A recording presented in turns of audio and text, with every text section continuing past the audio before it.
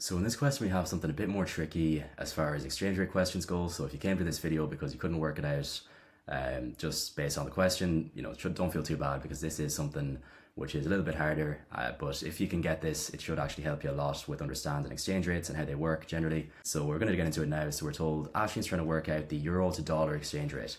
So basically she doesn't actually know what it is, but she's going to be working it out based on two other exchange rates. So she starts with €200 and she can get £175 in return for this 200. So that is basically an exchange rate we're given just with numbers as examples. We're given another exchange rate as well, which is the pounds to dollars exchange rate. So that's going to be £50 for $65. And so we're asked, based on this, what is the euro to dollar exchange rate? So this is basically a lesson on the nature of exchange rates and actually what they are and how we actually find them. And so the euro to pounds exchange rate is the same thing as the value of a pound divided by the value of a euro. And so it's basically a fraction in disguise. And so we're going to basically use fractions here to find out what the euro to dollar exchange rate is after we do some calculations.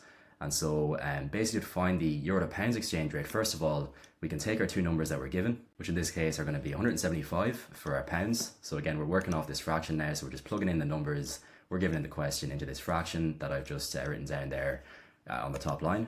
So we're going to be plugging in our numbers now. And so we have £175, and on the bottom, we're going to have €200.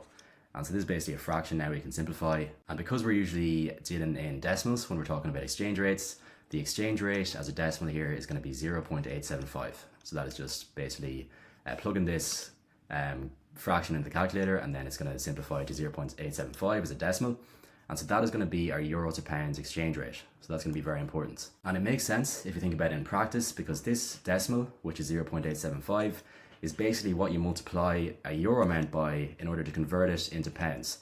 So don't worry too much about why this fraction is the way it is. It does make sense, but it kind of takes some thinking about, but you can see it works in practice because we're always going to end up with less pounds for a higher amount of euros. So this does make sense kind of, just in terms of common sense as well. So now we're going to be doing the exact same thing, except we're going to be doing it with pounds and dollars. So we've just done our fraction again. So we know you can get basically £50 for $65.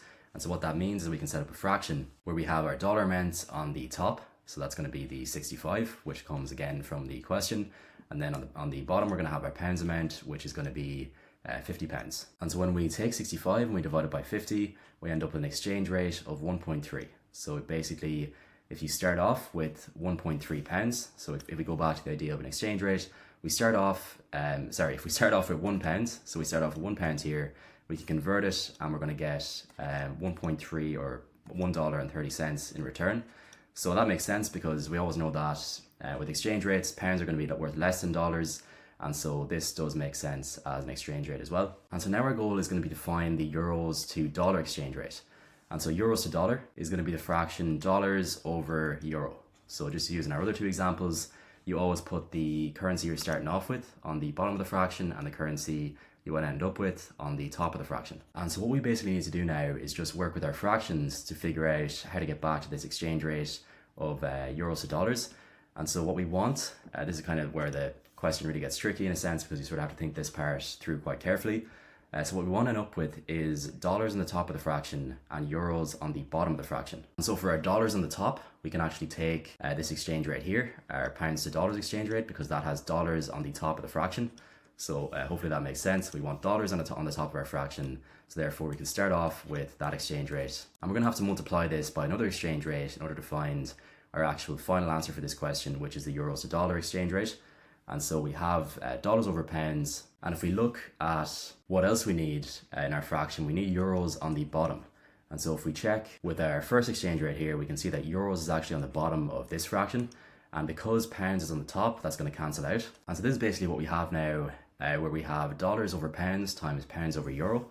And you can see that because these are just two fractions and we have pounds on the top of one of them and on the bottom of the other, we can actually just cancel these out, because with fractions you can just multiply them top and bottom, so these are going to cancel out, so we cancel out our pounds, and this is actually going to get us back to the fraction we were looking for, which is dollars over euro. So hopefully this makes sense. I know there is kind of a few things going on here, but this is really just a sort of a masterclass question on understanding exchange rates. So this is going to be as deep as your knowledge would need to be of exchange rates. And so basically what we've proven now is if we just take the two exchange rates we found in the question, which we can see here are going to be our 0.875 and our 1.3, we can simply multiply these by each other to find our euro to dollar exchange rate. And so when we take those two quantities, our 0.875 and our 1.3, we multiply them together, we're going to end up with an answer of 1.1375. And so you can also round this off to the nearest cents if you want. A lot of the times you actually don't do that for exchange rates because you also want them to work for large quantities of money. So if you round it off, you could actually end up losing out on quite a lot of money. In this case, we would actually gain money because it's going to round up to 1.14. But that's going to be our final answer. So that's our euros to dollar exchange rate.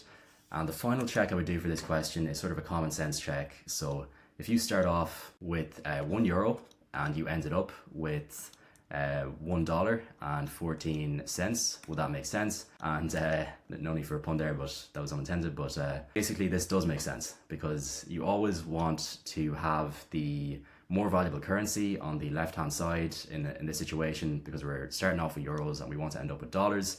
And so this does make sense for €1 and $1.14. You would get more dollars for €1. And so this is the right exchange rate. And that is going to be it for this question.